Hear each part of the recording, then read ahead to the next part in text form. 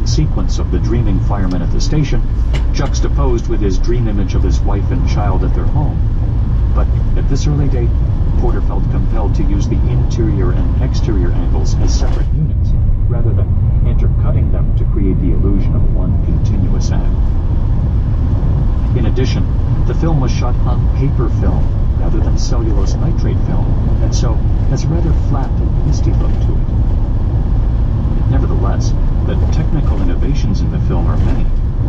A close-up of the fire alarm being activated, the use of both medium and wide shots, the intercutting of actual footage with staged sequences, and the use of dissolves as transitions between scenes to suggest the passage of time. Even more daring is Porter's The Great Train Robbery, 1903, which, as with Méliès's Trip to the Moon, presents in microcosm the basic generic conventions of the Western in a violent, one-reel short film. The plot is simple. The train is hijacked by bandits intent on stealing the mail, and they successfully carry out their nefarious plans, killing the train's engineer and the mailroom attendant in the process. They force the train's passengers to disembark, line up, and hand over their valuables. When one man tries to make a break for it, the robbers shoot and kill him in cold blood.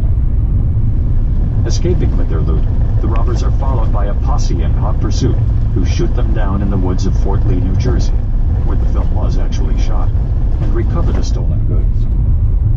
In the film's famous final shot, one of the actors aims his gun directly at the audience and fires twice, in a stark and completely disconnected close-up. Running only 12 minutes and containing just 14 shots, The Great Train Robbery nevertheless represented a significant step forward in cinematic grammar. The film used intercutting for suspense. A telegraph operator, knocked out at the beginning of the film, is revived by a young girl who discovers him by accident. Will he be able to spread the alarm in time? Parallel editing. The robbery takes place as the telegraph operator is being revived, and the robbery concludes as the posse is being formed to pursue the bandits. And camera angles that view the action from a variety of vantage points, usually to the left or right of the actors, rather than placing the actors directly in front of the camera. In addition, The Great Train Robbery served as the training ground for one Gilbert M. Bronco Billy Anderson, who played several roles in the film. The man who tries to escape and is shot, a tenderfoot whom the posse forces to dance with gunfire in a square dance, and later became the movie's first cowboy hero. As effective as the film was, Anderson realized that it lacked one key element, a central protagonist for the viewer to identify with. As Bronco Billy, he pioneered the aw shucks cowboy hero, later personified by Gene Autry, Hopalong Cassidy, and Roy Rogers, in a string of silent westerns, starting with The Bandit Makes Good, 1908. Anderson's concept was so successful that he ultimately cranked out 400 films in the Bronco, spelled B-R-O-N-C-H-O, later changed to B-R-O-N-C-O, Bronco Billy series, from 1907 to 1914, establishing him as one of the screen's first bona fide film stars.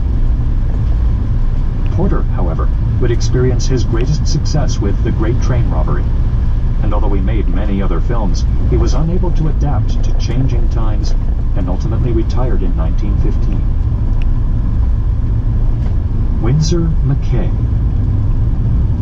Newspaper cartoonist Winsor McCay, who created the famous Little Nemo in Slumberland comic strip in the early 1900s, broke into animated films with his 1911 short, Little Nemo, and then went on to animate Gertie the Dinosaur, 1914, a short film in which the brontosaurus Gertie frolics through a series of prehistoric adventures.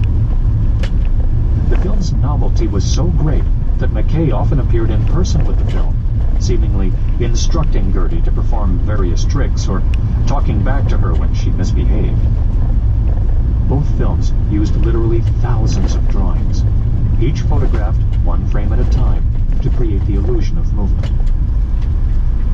In 1918, McCay created his most ambitious film, the realistic The Sinking of the Lusitania, which documented the famous naval disaster.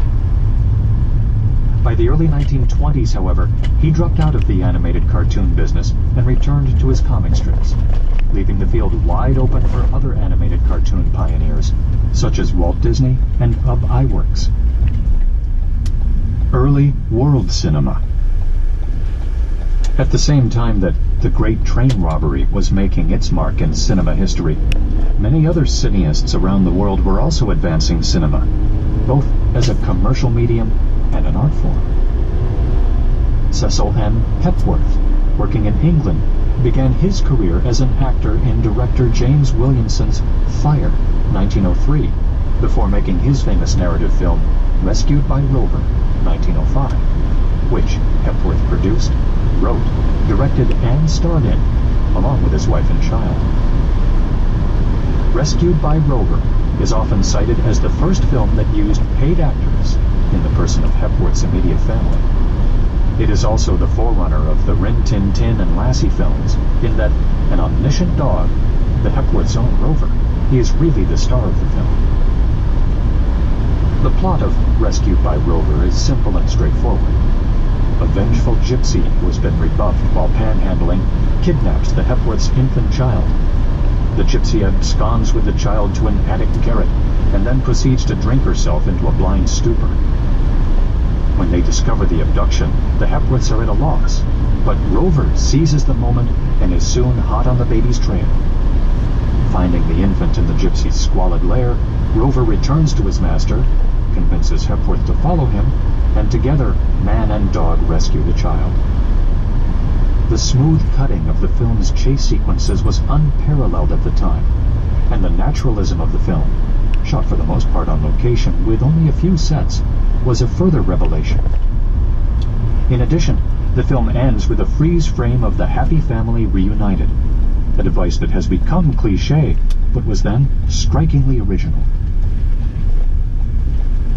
In Germany, the producer, inventor, and impresario Oskar Mester supervised the creation of more than 300 films from 1896 through 1924, becoming the father of the German film industry.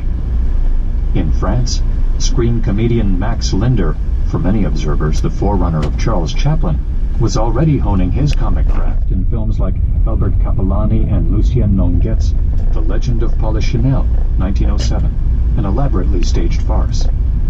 While in Italy, Arturo Ambrosio and Luigi Maggi created the first of many versions of The Last Days of Pompeii, 1908, beginning a long tradition of Italian spectacle that was followed by such epics as Enrico Guazzoni's Quo Vadis, 1912, and numerous other sword and sandal films.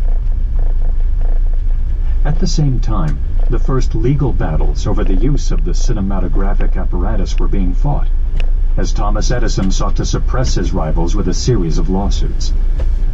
Edison had first begun asserting his position as the inventor of the motion picture projector and camera, which he was not, as early as 1897, in a suit against cameraman and inventor William